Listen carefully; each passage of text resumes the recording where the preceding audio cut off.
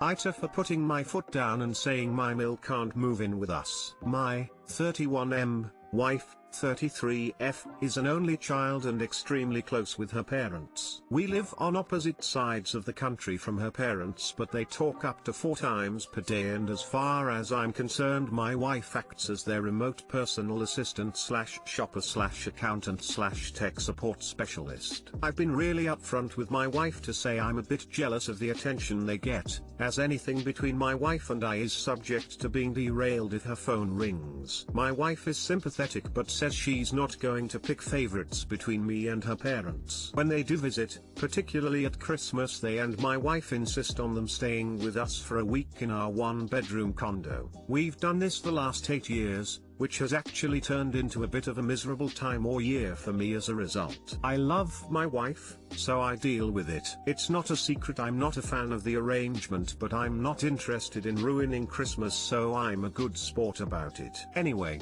my Phil is suffering from Alzheimer's and I have suspected that he has been for as long as I've known him, 8 years. My mill has been in complete denial about this up until very recently, where they have just started with the process for having him placed in a care home as his condition is quite severe. Meanwhile, the pandemic has affected my wife and I to a point it makes sense to move into a bigger place out of the city. My wife has expressed her interest that once her dad is placed, she would like her mom to come move in with us, and so our home should have an in-law suite or other suitable accommodations. My mill can't afford to move on her own. They made some bad financial decisions and aren't able to move to a higher cost of living area. After years of being patient and respectful about this, I finally put my foot down, and I've cited the following reasons. 1. My mill will be contributing nothing financially to this arrangement, but selecting a home with accommodations for her is both limiting our housing options. My wife and I will both have to sacrifice things we want in a home. 2. I'm extremely insecure there will be no boundaries in this arrangement, even if they are established ahead of time. 3. I simply cannot think of a time where I shared a roof with her and felt any level of comfort, satisfaction or enjoyment about the situation. I just can't, and the idea of committing to a long-term arrangement like that makes me completely queasy. Naturally this hasn't gone over well.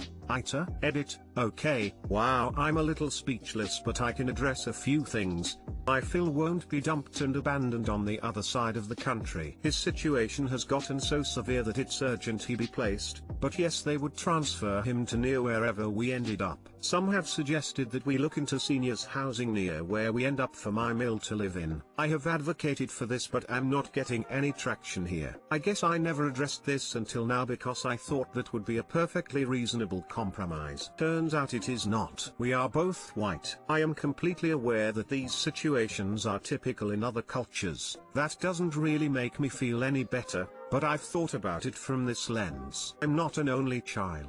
Both my parents are alive and we have a good relationship. They also live in another part of the country. I haven't seen them in 8 years at Christmas time because it's so important to my wife and her family. Trying not to come across as a martyr here, but I legitimately care that my wife is happy even if I don't completely understand it. I've now learned about enmeshment, thanks for that.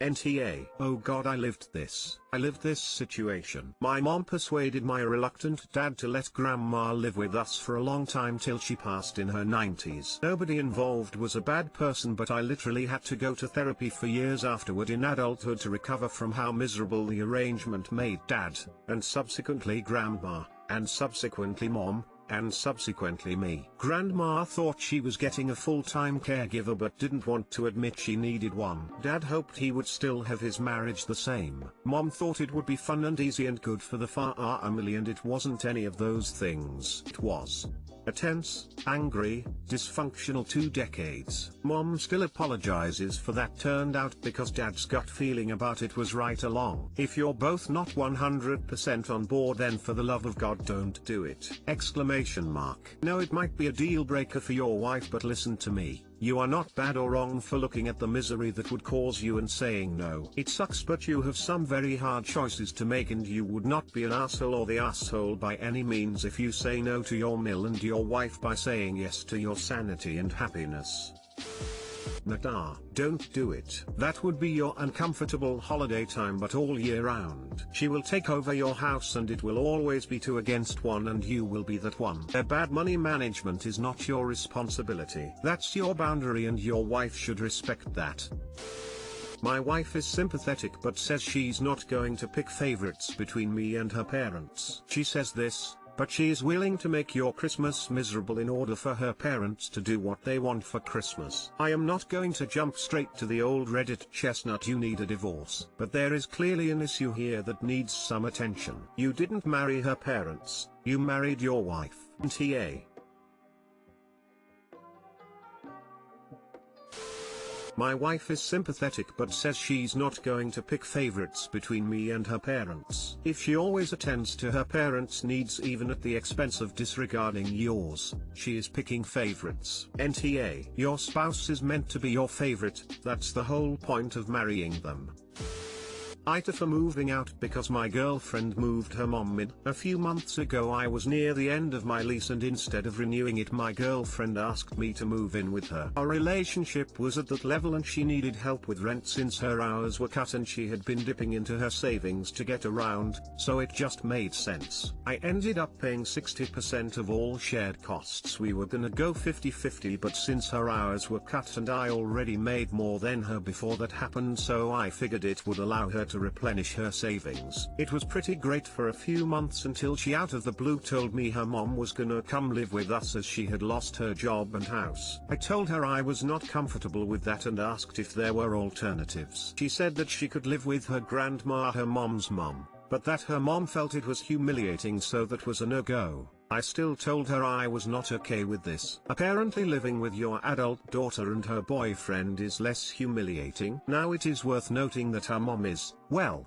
weird. She is very obsessive, entitled, high maintenance, puts her nose where it doesn't belong and is a very dominant do it my way type of person. She once had a meltdown because my girlfriend baked a cake for her nephew's birthday and so did her mom. She did not know about this but my girlfriend's cake was better and came meltdown. I got dozens of stories like this. My protests were ignored and 4 weeks ago her mom moved into the guest room. Day 1 was already a shit show. I was going on a grocery run and noticed my grocery list had a ton of extra shit on it. When I asked, her mom said she added it. So I asked her for money and she said she had none and my girlfriend acted like I was a dick for asking. It turned into an argument with my GF where she said it's her name on the lease so her choice who lives there. Long story short, I noticed in the store all of the stuff she added was brand stuff and costs way more. And when I got at the cash register I had to pay $220 where I usually spend like $90 at most for the two of us. I put it on my GF's card, cause fuck I ain't paying for that. When I got home I called a buddy, asked him if I could crash at his place for a bit, a few weeks at most while I look for a new apartment. He asked his girlfriend and they called me back later giving me the okay and I moved out the next day. I am moving into a new place in a week. Obviously we were barely on speaking terms when I left. Now that we started talking again she has been adamant I am in the wrong and the only reason I did what I did was because it was her mom and not someone else. Had it been her dad I would have been fine with it and I can't deny that lol. Her dad is great. Am I TA here?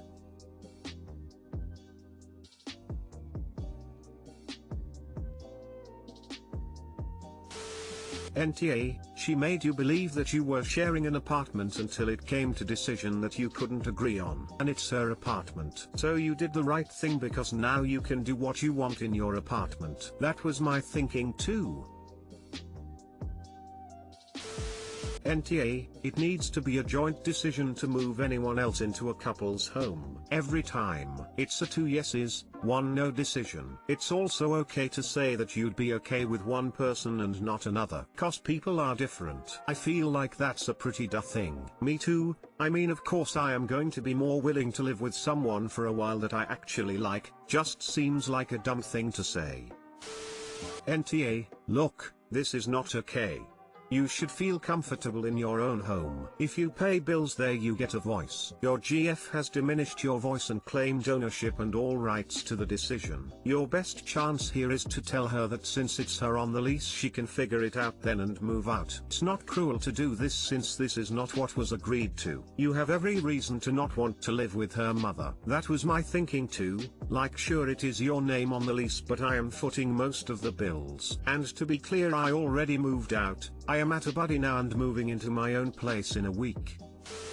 NTA. She made a unilateral decision. While that may be her prerogative since the lease is in her name, you are under no obligation to stick around if you're not on the lease. You're also under no obligation to pay for the mom's food. She's a guest. Unless she has dietary restrictions due to medical needs, she should eat what is available and not dictate you by other stuff. Edit to add, your relationship probably won't survive this, nor should it. You will be dealing with this sort of behavior for the rest of your life if this is the sort of thing she does. Well, added to that, why would I pay at all for someone I don't want there in the first place? And I have considered that we may not survive this as a couple, but this is a hill I am willing to die on.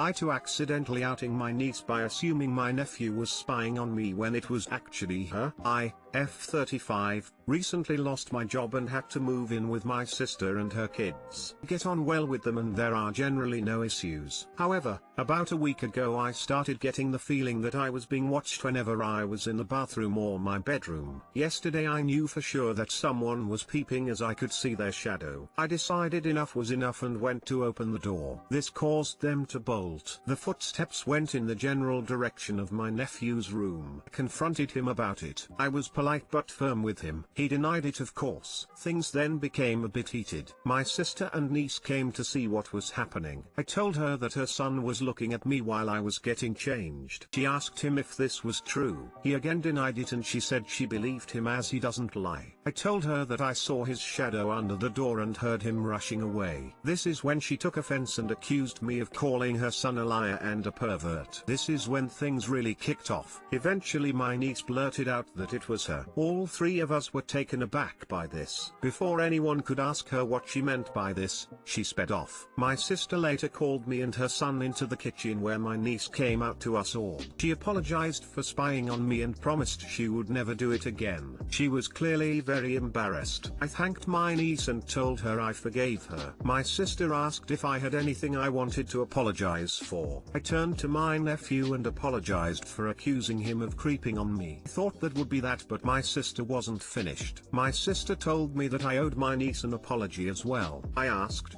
what for? She told me that I needed to apologize for putting her daughter in a distressing position where she was forced to come out before she was ready. I told her that was ridiculous. I had no idea she was gay. She put herself in that position by peeping on me. I acknowledged that my niece did the right thing by coming forward rather than letting her brother take the blame, but I told her that I wasn't going to apologize for it either. My niece is still upset and won't make eye contact with anyone. What do you think? To hear? NTA niece was being a creepy perv and got caught, not your fault at all. NTA, you did not put your niece in a distressing position, your niece put herself in that position. Obviously she did not plan to come this way, but it is not your fault. The niece's sexuality in terms of her gender preference is irrelevant. The issue here is that she is sexually fixating on a family member, and repeatedly violating their privacy. Focusing on whether she's gay really isn't the point, and maybe she isn't, but it's clearly the only aspect of this scenario her family feel comfortable discussing. Trying to turn it around on the op is disturbing and bizarre. I think the parents should be discussing with their doctor whether they should be getting their child therapy, not demanding an apology. I have no idea how old the niece is, but if this behavior continues, at some point it's going to be considered a crime, if it isn't already. I'm sorry the op is stuck in this situation.